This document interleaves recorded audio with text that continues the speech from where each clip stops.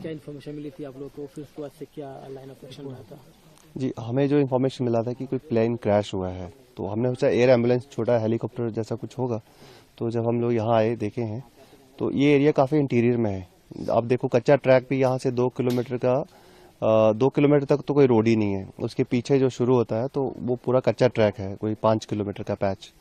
फिर देन उसके बाद फिर सिमरिया से 15 किलोमीटर के आसपास सिमरिया है।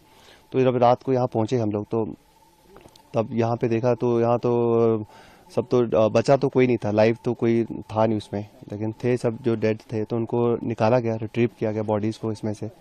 तो क्योंकि मेटालिक बॉडी होती है तो उसमें फंसे हुए थे, पूरी बॉडी जो है उसमें इंटेंगल हो गए थे अंदर की तरफ ही पूरा। तो वो उनको फिर काफ़ी कठिनाई हुई उनको निकालने में। जब निकलते गए तो फिर हम उनको यहाँ से कैरी करने में 2 किलोमीटर वन साइड, हमारे पास स्ट्रेचर भी एक ही थी। रात को हम लोग एक अपने साथ एक स्ट्रेचर ले आए थे एसएसबी की, तो उसी के साथ हमने फिर इनको रेस्क्यू करके हम लोग जो उनको रिट्रीव करके बॉडीज़ को वहाँ तक पहुँचाया है मेन रोड तक। तो ये 2 किलोमीटर का पैच था, जंगल से होते हुए आप देखो कैसे उसको ले जाके हम लोग वहाँ तक उनको पहुँचाए हैं।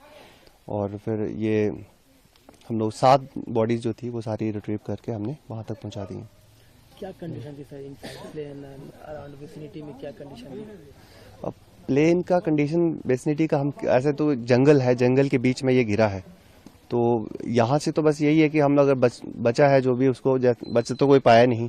और उनको रिट्रीव करने में भी हमारी काफ़ी मतलब मुश्किलों का सामना करना पड़ा, क्योंकि बहुत डीप जंगल के अंदर है, फॉरेस्ट के अंदर है।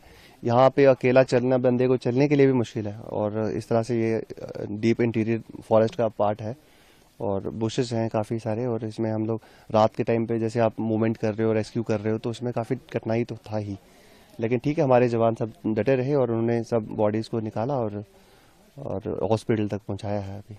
क्रैश के बाद जो पहुंचने का गोल्डन आवर होता है वो तो ऑलरेडी लेफ्ट हो गया होगा, क्योंकि काफी इंटीरियर में है। हाँ, काफ़ी इंटीरियर में है। 2 घंटे तक तो मुझे लगता है कोई जो भी पहुंचने में भी टाइम लगा होगा, जो भी आया होगा फर्स्ट रिस्पॉन्डर भी, तो काफ़ी टाइम लगा होगा। लोगों को लोकेट करने में भी टाइम लगा होगा, जंगल के बीच में ये क्रैश हुआ है तो एयरप्लेन को ढूंढने में भी टाइम लगा होगा।